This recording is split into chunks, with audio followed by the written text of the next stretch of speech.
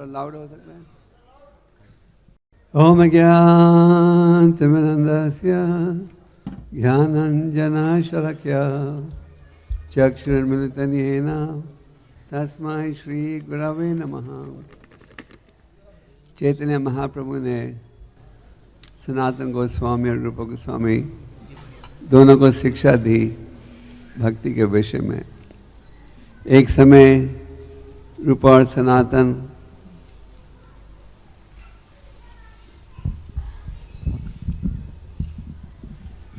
एक समय रूप और सनातन भारत के सबसे प्रसिद्ध राजा के राज्य का शासन कर रहे थे। उनकी रुचि नहीं थी, पर जबरदस्ती उन्हें राजा की सेवा में जुड़ना पड़ा। पहले रूपक गोस्वामी ने सरकारी नौकरी त्यागी। जब उन्होंने सरकारी नौकरी त्यागी तो उनके पास इतने सोने के सिक्के थे कि एक पूरी नाव भर गई थी सोने के सिक्कों के साथ। और उन्होंने आधा बांटा ब्राह्मणों को, 25% बांटा रिश्तेदारों को और 25% रखा भविष्य की आवश्यकताओं के लिए। थोड़ी देर बाद सनातन गोस्वामी ने भी सरकारी नौकरी त्यागी। सनातन गोस्वामी को नवाब ने जेल में डाल दिया था कि सनातन गोस्वामी ने इनकार कर दिया नौकरी करने के लिए, और फिर जेल से बड़ी कठिनाई से निकले और महाप्रभु जी को मिले वाराणसी में। और फिर आगे जाकर चैतन्य महाप्रभु जी ने रूप गोस्वामी को 2 महीने के लिए भक्ति संबंधित शिक्षा दी, जो कि आप चैतन्य चरितामृत में बड़ी गहराई के साथ पढ़ सकते हो। और आगे उन्होंने सनातन गोस्वामी को भी शिक्षा दी। सनातन गोस्वामी को शिक्षा देते हुए रूप गोस्वामी ने चैतन्य महाप्रभु ने 6 अवश्य विधियों की चर्चा की, जिसके द्वारा आप परम भगवान के शरणागत हो सकते हो। हम सब भक्ति में जुड़े हैं और हम सबका लक्ष्य होना चाहिए परम भगवान के शरणागत होना। पर परम भगवान के शरणागत होने के लिए क्या भाव होना चाहिए, इस विषय का वर्णन चैतन्य महाप्रभु जी ने किया। सबसे पहले चैतन्य महाप्रभु ने कहा, भक्ति के लिए जो अनुकूल है वो कार्य त्यागो, और भक्ति के लिए जो प्रतिकूल है उस कार्य को त्यागो। तो को अनुकूल के विषय में हमने सुबह के लेक्चर में कहा था कि ध्यान से जाप करना, शास्त्रों का अध्ययन करना, साधु संगत में रहना, ये सब अनुकूल कार्य माने जाते हैं। जिस प्रकार साधारण जीवन में श्वास के लिए जो अनुकूल है वो भोजन आप स्वीकार करते हो, जो प्रतिकूल है उसे आप त्यागते हो। तो हम सब का लक्ष्य होना चाहिए भगवत प्राप्ति, और इस लक्ष्य को प्राप्त करने के लिए हम सबको हमारे आध्यात्मिक जिम्मेदारियों पर विचार रखना चाहिए। तो केवल जाप करना काफ़ी नहीं है, हमारा प्रयास रहना चाहिए ध्यानपूर्वक जाप करना। जिसका संक्षेप में अर्थ यह है कि जब आप जाप करना बैठते हो, केवल जप कीजिए और कोई कार्य नहीं। ये नहीं कि एक हाथ से जप माला कर रहे हो, दूसरे हाथ से टेलीफोन में बात कर रहे हो और दूसरा कार्य कर रहे हो। और जितने ध्यान से जप करोगे उतनी तेज़ी के साथ चेत दर्पण मार्जनम होगा। हमारे हृदय में बहुत गहरी मैल है, और इस मैल के कारण हम भगवान के शरणागत नहीं होते। अगर इस मैल को दूर करना है तो हमें बड़े ध्यान से जाप करना चाहिए। चैतन्य महाप्रभु ने कहा, जाप करने का एक और लाभ है कि इसके द्वारा आपको असली आनंद प्राप्त होगा। फिर शास्त्रों का अध्ययन, शास्त्र में भगवान की वाणी। केवल शास्त्रों को घर में रखना काफ़ी नहीं है, पर इनका हमें उपयोग भी करना चाहिए। हमें इस प्रकार की योजना बनानी चाहिए कि हम कम से कम रोज़ आधा घंटा 1 घंटे के लिए शास्त्रों को पढ़ सकें। और फिर साधु संग, माया का प्रभाव इतना तेज है कि भक्तों की संगत बहुत ही आवश्यक है अगर हम आध्यात्मिक जीवन को बचाना चाहते हैं। इसलिए हमारा प्रयास रहना चाहिए कि हर इतवार को हम मंदिर जाएं। अगर आप किसी शहर में हो जहाँ की मंदिर नहीं है तो आप भक्ति वृक्ष नामाहत के जो कार्यक्रम हैं उनमें जा सकते हो। पर प्रयास रहना चाहिए साधु संघ का लाभ, प्रयास रहना चाहिए कि हमें भक्तों की संगत किसी न किसी माध्यम से प्राप्त हो। फिर चैतन्य महाप्रभु ने कहा जो प्रतिकूल कार्य है उसे त्यागो। तो ध्यान से जाप नहीं करना ये प्रतिकूल कार्य बन जाता है, शास्त्रों को नहीं पढ़ना ये प्रतिकूल बन जाता है, भौतिकवादियों की संगत आवश्यकता से अधिक रखना ये प्रतिकूल बन जाता है, भगवान को भोग लगाए बिना खाएं ये भी प्रतिकूल हो जाता है। भगवान कहते हैं स्पष्ट कि जो भोग लगाए बिना खाए वो केवल पाप खा रहा है। तो हम सबका उद्देश्य होना चाहिए खाएं तो कृष्णा प्रसाद, कृष्णा प्रसाद तैयार करना है भगवान की शिक्षा के अनुसार। तो आप जब प्रसाद तैयार कर रहे हो आपके मन में ये भाव नहीं होना चाहिए कि हमने चखना है, आपके मन में ये भाव होना चाहिए कि भगवान के लिए ये भोजन बनाया जा रहा है। और फिर प्रजल्पा से बचना। रूप गोस्वामी कहते हैं अत्याहार प्रयश प्रजल्प नियमाग्रह। प्रजल्प का अर्थ है भौतिक चर्चा जिसका कृष्ण से कुछ संबंध नहीं हो। और आजकल सेल फोन की कृपा से प्रजल्प और भी सरल हो गया है, पर हमें प्रजल्प से बचना है और भक्तों की संग में रहना है। फिर ये स्वीकार करना कि परम भगवान ही हमारे सुरक्षक हैं। तो परम भगवान हमारे सुरक्षक हैं। और जैसे सुबह के श्लोक में कहा था भगवान जो हैं अत्यंत दयालु हैं अपने भक्तों के प्रति। तो परम भगवान हमारे रक्षक हैं और जितनी मात्रा में आप भगवान की शरण में आओगे उतनी मात्रा में ही भगवान की हमारी सुरक्षा करेंगे। हमें ये नहीं सोचना चाहिए सुरक्षा के लिए देवताओं की कृपा की आवश्यकता है। देवता प्रसन्न होते हैं जब वो देखते हैं कि हम परम भगवान के शरणगत हो रहे हैं। तो भक्तों के मन में ये भाव है एकला ईश्वर कृष्ण आर्सभृतया। कृष्ण भगवान ही परम भगवान हैं, बाकी सब जो 33 करोड़ देवता देवियाँ हैं उनके अधीन हैं और उनके सेवक हैं। और भागवतम के 10वें स्कंद में भागवतम के 10वें स्कंद में आप पढ़ते हो कि देवता भी बड़े प्रसन्न होते हैं जब हम भगवान के कृष्ण के शरणगत होते हैं। फिर आगे चैतन्य महाप्रभु ने कहा हमें भगवान की इच्छा और आदेश को अपनी इच्छा माननी चाहिए। अक्सर हमारे मन में ये भाव रहता है कि हमारी इच्छा भगवान की इच्छा बने, तो जो जो चीज़ें कि हमें चाहिए वो चीज़ें भगवान को पूरा करना चाहिए। अगर भगवान पूरा नहीं करें तो किसी कारण हम उस मार्ग धर्म को त्याग देते हैं या किसी और संस्था के साथ जुड़ जाते हैं। पर शास्त्र में कहा गया है क्या कि भगवान की इच्छा को हमारी इच्छा समझना। और भगवान की क्या इच्छा है कि हम उनके शरणगत हो जाएं, हम उनकी सेवा में जुड़ें, हम इन दिव्य नामों का उच्चारण करें। और हम सबका प्रयास रहना चाहिए कि हम भगवान की इच्छा के अनुसार चलें। भगवान की इच्छा क्या है ये कैसे समझेंगे? इसके लिए गुरु साधु शास्त्र 3 मार्ग हैं जिनके द्वारा हमें ज्ञान मिलता है। चैतन्य महाप्रभु जी ने इस विषय में कहा पहले कदम में हमें किसी प्रमाणिक गुरु की शरण लेनी चाहिए।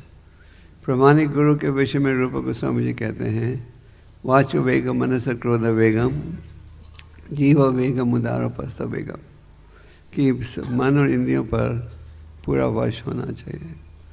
फिर आगे रूप गोस्वामी जी कहते हैं चैतन्य महाप्रभु ने कहा कि शरण लो दीक्षा लो। फिर दीक्षा के पश्चात ये पूछो मुझे क्या त्यागना चाहिए भक्ति के लक्ष्य को प्राप्त करने के लिए। जिस प्रकार अगर आपको कोई बीमारी हो जाए तो अगर आपको किसी चीज़ का शौक़ भी हो आपको त्यागना पड़ता है। अगर आपको डायबिटीज़ हो जाए तो आपको चीनी और मीठी चीज़ों का शौक़ है, जब भी आपको त्यागना पड़ता है। तो जो त्यागना है उसे त्यागो, पर भगवत प्राप्ति में सफलता जरूर प्राप्त करो।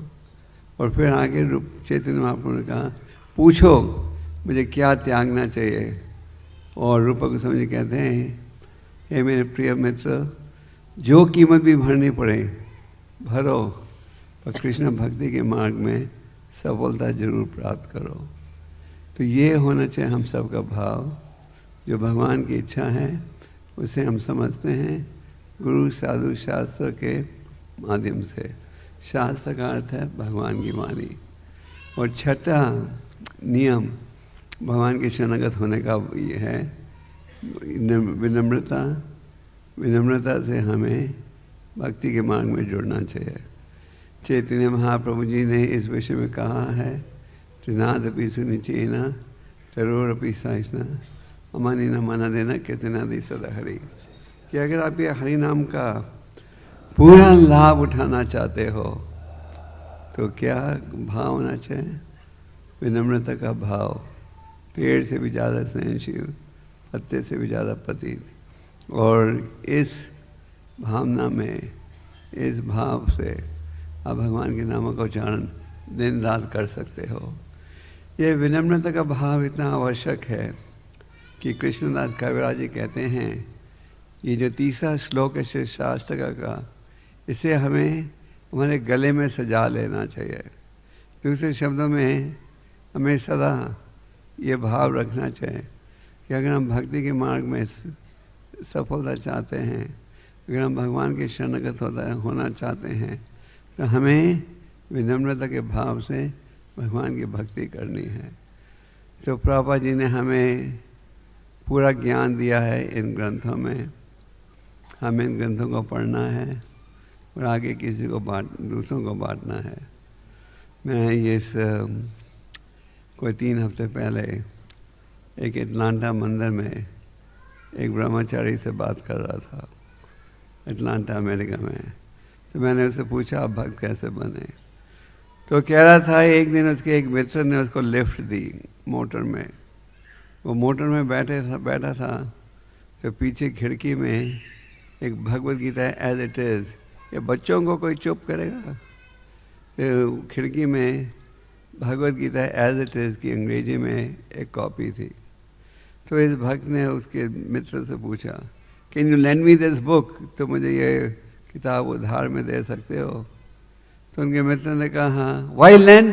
आई गिव इट यू, ले लो तुम। तो उनके मित्र ने कहा, मैंने 4 महीने पहले ये किताब खरीदी थी। एक बड़ा मीठा ब्रह्मचारी मॉन्क था, पर मैंने ना खोला है वो किताब को 4 महीने में, ना मेरा खोलने का विचार है, तुम ले लो। तो इस लड़की ने किताब ले ली, पढ़ना शुरू किया और किसी भक्त को मिलने से पहले सोना माला करना भी शुरू कर दिया। और फिर थोड़ी देर बाद भक्तों को मिला और अब संकीर्तन की जिम्मेदारी उठा रहा है एक प्रसिद्ध मंदिर में।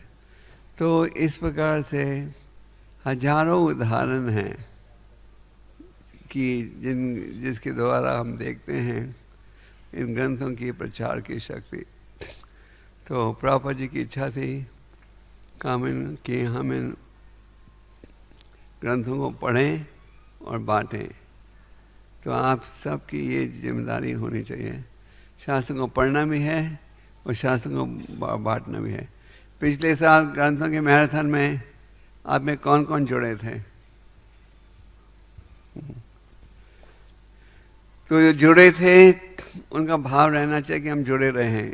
जैसे मैं सुबह कह रहा था भगवान कहते हैं सब भक्तों में सबसे प्रिय क्या है? जो मेरा प्रचार करता है। जो नहीं जुड़े थे उन्हें ये प्रयास करना चाहिए कि ये साल जुड़ें। भगवान कहते हैं सब भक्तों में सबसे प्रिय कौन है? जो मेरा प्रचार करता है।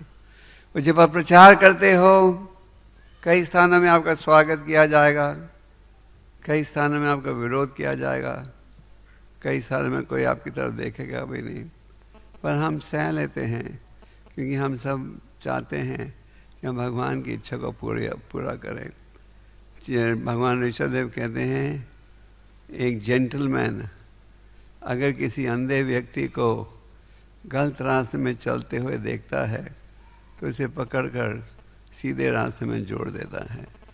तो आज लोग अज्ञानता में हैं, अज्ञानता के कारण अनेक प्रकार के क्लेश अनुभव कर रहे हैं, पर जो वैष्णव भक्त हैं उनमें दया, असली दया की इच्छा रहती है, इसलिए वो प्रयास करते हैं दूसरों को भक्ति के मार्ग में जोड़ने के लिए।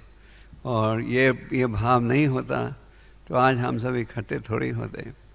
भक्ति सिद्धांत जी ने श्रील प्रभुपाद जी को आदेश दिया था 1922 में चैतन्य महाप्रभु जी के संदेश को पश्चिम देश में पहुंचाने के लिए, और बूढ़ी आयु में प्रभुपाद जी अमेरिका गए क्योंकि उनके मन में एक ही भाव था, गुरु के आदेश को पूरा करना, चैतन्य महाप्रभु जी की भविष्यवाणी को सत्य बनाना।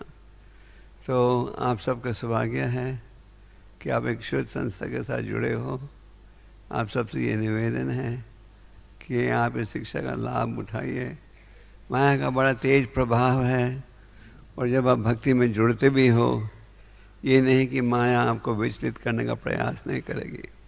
माया का सदा यही प्रयास रहता है किसी किसी रूप से आपको विचलित करे, पर अगर हम भक्ति के हथियारों का लाभ उठाएंगे तो फिर हम अपने आप को माया से बचा सकेंगे। तो प्रभुपाद जी ने ये सब बड़े स्पष्ट रूप से समझाया है उनके ग्रंथों में। इन ग्रंथों को पढ़िए और दृढ़ होकर भक्ति के मार्ग में जुड़िए। और भगवान कहते हैं जो श्रद्धा से प्रयास करेगा उसमें कुछ कमी भी होगी तो उसे मैं दूर कर दूंगा।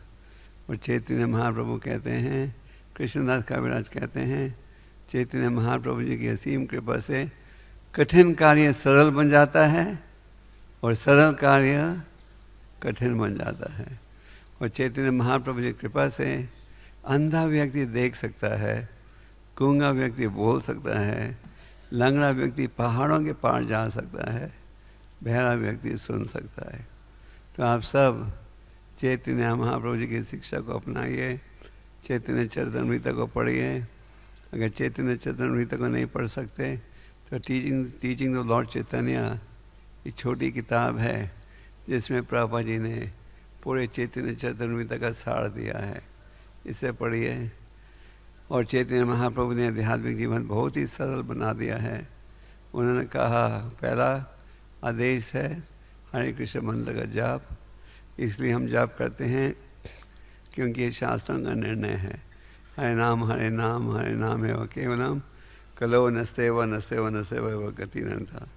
दूसरा आदेश था गीता भगवत पढ़ो। तीसरा था भगवान के आर्च विग्रह की उपासना करो। भगवान अपने आप को आर्च विग्रह मूर्ति के रूप में प्रकट करते हैं, उसकी उपासना करो। चौथा था साधु संगत में रहो। और पांचवा था धामवासी बन जाओ, कि अपने घर में ऐसा वातावरण स्थापित करो कि हर सदस्य भगवान की सेवा में जुड़ रहे। और अगर आप इन नियमों का पालन करोगे तो चैतन्य महाप्रभु ने कहा तुम सदा मेरे साथ रहोगे और मैं सदा तुम्हारे साथ रहूँगा। आप में से कितने भक्त हो जो सदा भगवान चैतन्य महाप्रभु जी के साथ रहना चाहते हो? सब। तो महाप्रभु ने बड़ा सरल उपाय दिया है, इसका लाभ उठाओगे? सब उठाएंगे? पर जी हरे वो यहाँ से हो रहा है, सामने से नहीं। तो आगे हरे कृष्ण हरे कृष्ण।